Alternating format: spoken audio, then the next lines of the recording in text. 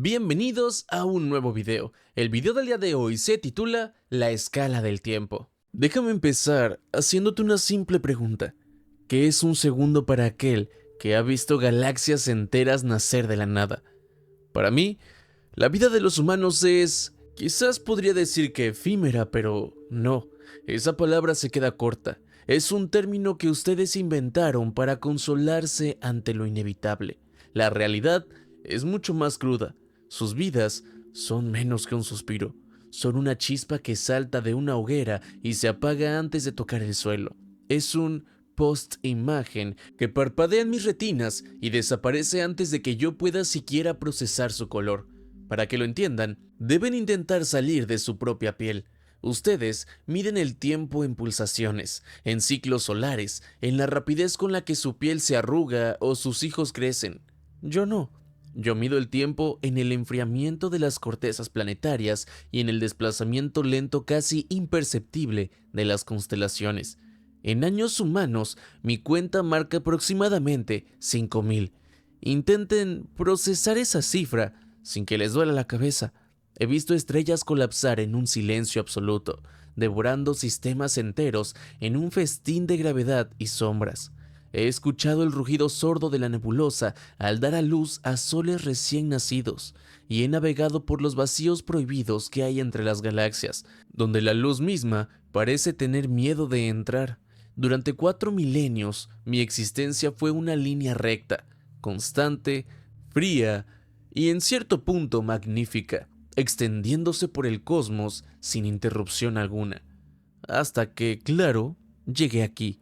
Mi llegada a este pequeño y húmedo planeta azul no fue el acto de un conquistador galáctico, ni una misión diplomática planeada para el primer contacto. No hubo fanfarrias ni naves nodriza cubriendo sus cielos. Fue en la forma más humillante posible.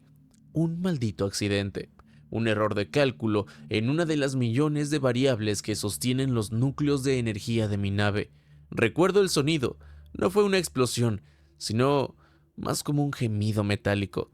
El llanto de una tecnología que se suponía perfecta, rindiéndose ante las leyes de la entropía. La caída fue un descenso a los infiernos. Sentí cómo la atmósfera de la Tierra golpeaba el fuselaje, convirtiendo el frío absoluto del espacio en un calor abrasador que derretía las aleaciones de mi cápsula. A través de los visores vi el mundo por primera vez, no como un hogar, sino como una trampa de oxígeno y nitrógeno. Vi extensiones de verde infinito, océanos que parecían mercurio bajo la luz de la luna, y finalmente el valle, un valle rodeado de volcanes colosales que en aquel entonces escupían cenizas como si quisieran advertirme que este mundo no me quería aquí.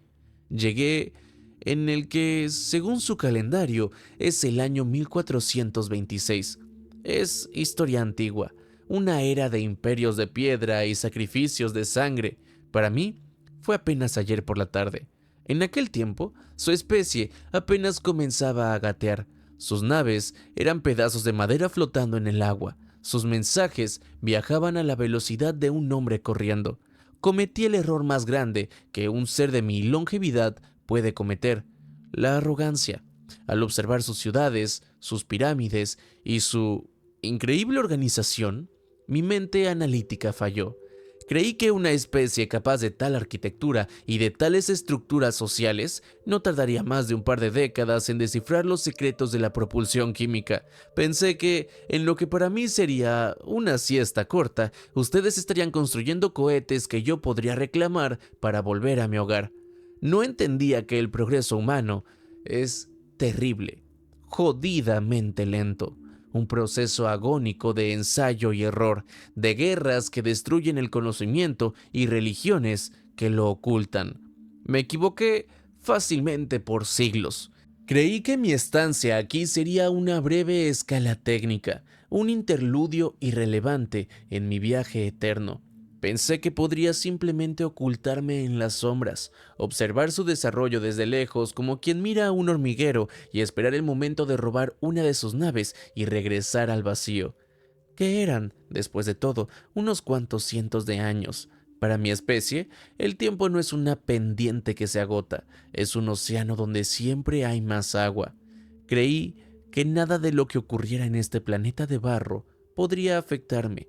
Creí que sus nombres, sus rostros y sus pequeñas luchas se perderían en el ruido de mi memoria como granos de arena en una tormenta.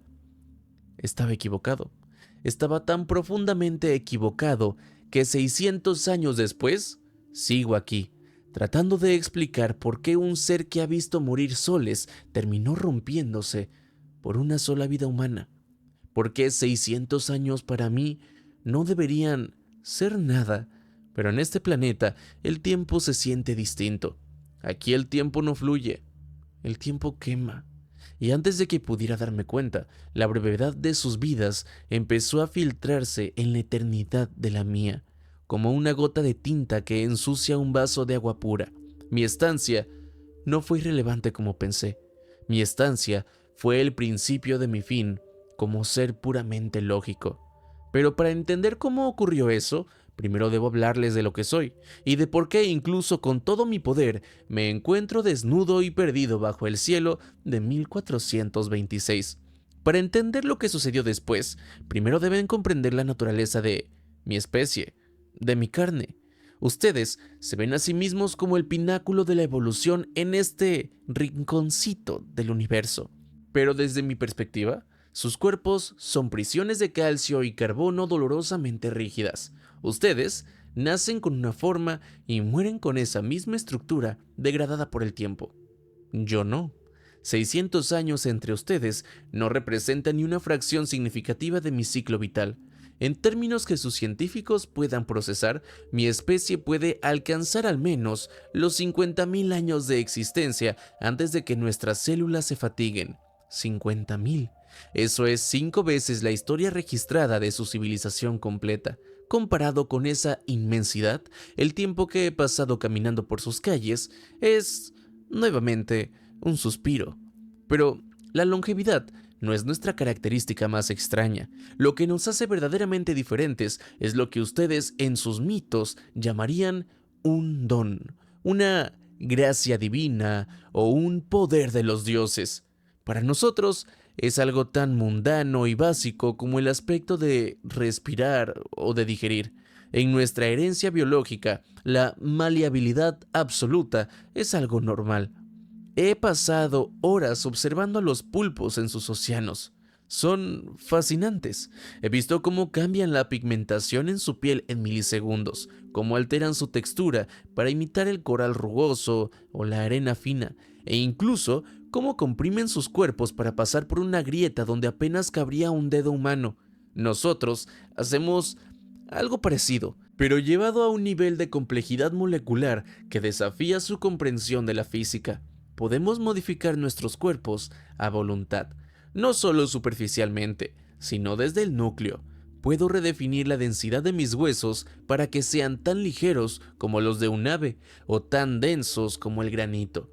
Puedo alterar la ubicación de mis órganos vitales, mover el corazón a la cavidad abdominal o duplicar mis pulmones si el aire es escaso. Si necesito más extremidades, las puedo desarrollar.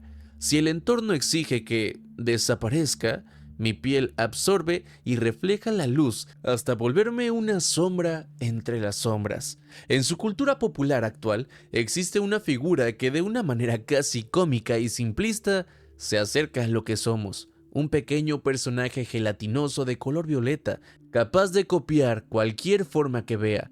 Creo que lo llaman Dito. Es una referencia que me produce una extraña mezcla de gracia y cinismo. Imaginen esa capacidad, pero despojada de su estética caricaturesca. Imaginen la sensación de sentir cómo sus huesos se licúan y se reforman, cómo su piel cambia de temperatura y cómo sus sentidos se recalibran para ver frecuencias de luz que ustedes ni siquiera saben que existen. Pero incluso esa representación se queda corta ante la realidad de mi aislamiento. Verán, nuestra biología no solo es física, es emocionalmente distinta. Mi especie no experimenta el apego de la forma en que ustedes lo hacen. No necesitamos la compañía para sobrevivir. Somos islas que navegan por el tiempo. Podemos coexistir con otro de nuestra clase durante milenios sin que la ausencia del otro genere más que una ligera nota al pie en nuestra memoria. No tenemos la necesidad química de pertenecer. No buscamos el calor de otro cuerpo para sentirnos seguros. Por eso, cuando llegué a la Tierra, mi primera reacción fue puramente técnica. Analicé el entorno, detecté las formas de vida dominantes y utilicé mi habilidad para mimetizarme. Observé a los humanos que caminaban por las cercanías del lago y decidí adoptar una forma que no provocara rechazo, sino curiosidad o incluso reverencia. Elegí una apariencia que, según mis cálculos de observación, ustedes podrían considerar atractiva. Un cuerpo alto, de proporciones que su mente percibe como simétrica divina, una musculatura definida que sugiere fuerza sin esfuerzo, y ojos con una profundidad cromática que captura la luz del sol de forma hipnótica. Un cabello que, incluso bajo el polvo del aterrizaje, conservaba un brillo que las mujeres de aquel entonces confundirían con un favor de los dioses. Pero ojo, todo esto no fue por arrogancia. Para mí, la belleza es simplemente una herramienta de camuflaje, una configuración de píxeles biológicos diseñada para facilitar la interacción. Sin embargo, mi perfección biológica se topó con una limitación ridícula y mundana que no preví: la materia inerte. Déjenme explicárselos. Puedo cambiar mi estructura celular, pero no puedo crear objetos de la nada. No puedo sintetizar ropa. Mi biología se detiene donde termina mi piel. Así que, cuando salí de los restos humeantes de mi cápsula de escape, en la que hoy conocen como territorio mexica o azteca para los amantes de las etiquetas modernas, me encontré en una situación que mi intelecto superior no había considerado. Estaba allí, una criatura de 5000 años de antigüedad, capaz de manipular su propio ADN, poseedor de conocimientos de física cuántica que harían llorar a sus genios, y estaba completamente desnudo bajo el sol del mediodía. Esa es la paradoja de mi existencia aquí. Soy un dios que puede cambiar su corazón de lugar, pero que fue derrotado por la necesidad de un simple trozo de tela. Y fue en esa vulnerabilidad, en ese estado de desnudez absoluta, tanto física como cultural, donde mi camino se cruzó con el de ella. Sus vidas son tan breves, tan frágiles, duran apenas un suspiro, comienzan a apagarse mucho antes de que se den cuenta, y sin embargo, en esa fragilidad poseen algo que mi biología perfecta nunca necesitó desarrollar: la intensidad de la hora. Yo tenía 50,000 años de futuro por delante, pero ella, que apenas tenía unos pocos años de juventud, vivía con una fuerza que terminó por quemar mi indiferencia. Fue en las orillas de la gran cuenca, donde el agua dulce se mezcla con la salada y los volcanes parecieran vigilar cada movimiento de los hombres, donde mi eternidad se detuvo por primera vez. Fue en las orillas de la gran cuenca, donde el agua dulce se mezclaba con la salada y los volcanes parecían vigilar cada movimiento de los hombres, donde mi eternidad se detuvo por primera vez. Imagina la escena: un ser que ha cruzado el vacío estelar, cuya piel brilla con una simetría que no existe en la naturaleza humana, de pie, completamente desnudo, entre los juncos y el barro. El humo de mi cápsula aún se elevaba como un hilo negro hacia el cielo de Anáhuac, marcando el lugar de mi caída como una cicatriz en el paisaje. Yo estaba allí, procesando la derrota de mi tecnología, cuando ella apareció. Se llamaba Xochitl. En su lengua, el náhuatl, ese nombre significaba flor. Para ustedes, hoy suena como un nombre poético o casi genérico. Para mí, se convirtió en la unidad de medida de todo lo que vale la pena en este planeta. Tenía apenas 20 años. Estaba en lo que ustedes llaman, nunca mejor dicho, la flor de su juventud. Una frase que nunca entendí del todo hasta que vi cómo el tiempo empezaba a marchitarse frente a mis ojos. Cualquier otro humano habría huido. En 1426, el mundo estaba regido por el miedo a lo invisible, por deidades que exigían sangre y señales en el cielo que vaticinaban el fin de los tiempos. Un hombre de mi estatura, con ojos que no parpadeaban y una piel que parecía tallada en obsidiana clara, apareciendo de la nada entre los restos de una estrella metálica, debería haber sido un motivo de terror absoluto. Pero mi flor poseía esa cualidad extraña, esa anomalía que mi especie nunca ha necesitado, una curiosidad que desafía al instinto de supervivencia. No se acercó con miedo, sino con una cautela reverente. Me miró como quien mira un misterio que no quiere ser resuelto. Supongo que mi apariencia la confundió. Yo había diseñado mi cuerpo para ser ideal, pero en ese entorno, mi perfección era una señal de alarma. Era demasiado simétrico, demasiado limpio y demasiado ajeno. Ella fue la primera en darme algo que no podía generar por mí mismo. Me dio ropa. No hablábamos el mismo idioma. Yo apenas podía procesar los sonidos guturales y melódicos de su lengua. Pero cuando me extendió una manta de algodón rústico, entendí que el primer paso para sobrevivir entre los humanos no era la tecnología, sino el decoro, el cubrirme. Ella no solo ocultó mi desnudez, me dio permiso para existir entre los suyos. Mi flor no me mantuvo oculto de alguna manera. Ella entendió que yo no era un animal herido o algo extraño, sino algo que pertenecía a las esferas superiores. Me llevó ante su comunidad, y de ahí mi presencia se filtró como un rumor de fuego hasta los oídos del poder, y fui escoltado hacia el corazón del imperio naciente. Recuerden el contexto, 1426 no era un tiempo de paz, era una época de transiciones violentas. El mundo mexica estaba a punto de estallar. Fui llevado ante Itzcoatl, el serpiente de obsidiana, el hombre que estaba forjando lo que ustedes conocerían como el gran imperio azteca. Estar frente a él fue una experiencia reveladora. Itzcoatl no era un hombre de fe ciega, era un estratega. Me observó con ojos que buscaban una utilidad.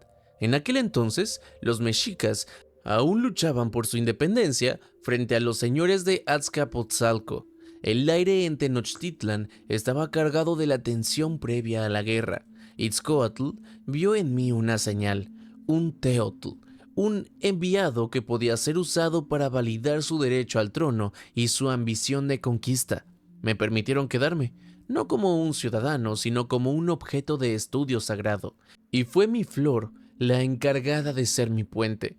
Ella fue quien me enseñó que el náhuatl no era solo un conjunto de sonidos, sino una forma de ver el cosmos. A través de ella aprendí que la palabra para verdad estaba ligada a la palabra para raíz y que ellos no veían el tiempo como una línea, sino como un tejido que se deshace y se vuelve a hilar.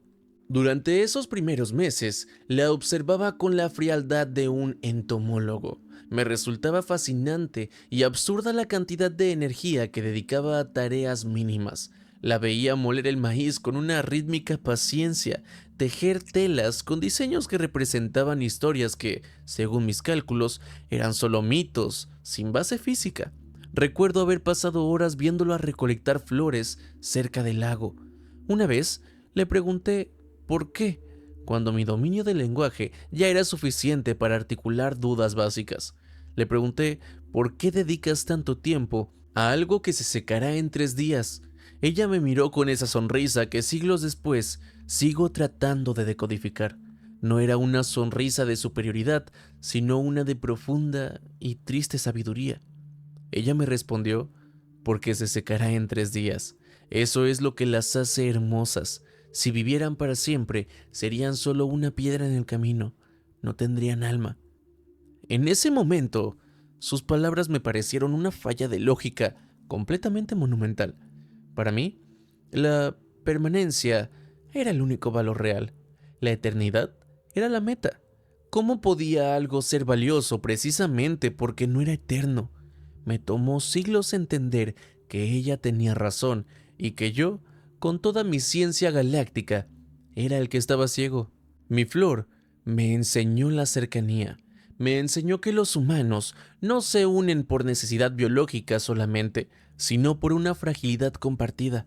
Mi especie puede coexistir durante milenios sin tocarse, sin intercambiar más que datos, pero ella buscaba mi mano mientras observaba el atardecer sobre los volcanes. Al principio, ese contacto físico me resultaba una alteración molesta de mi temperatura superficial.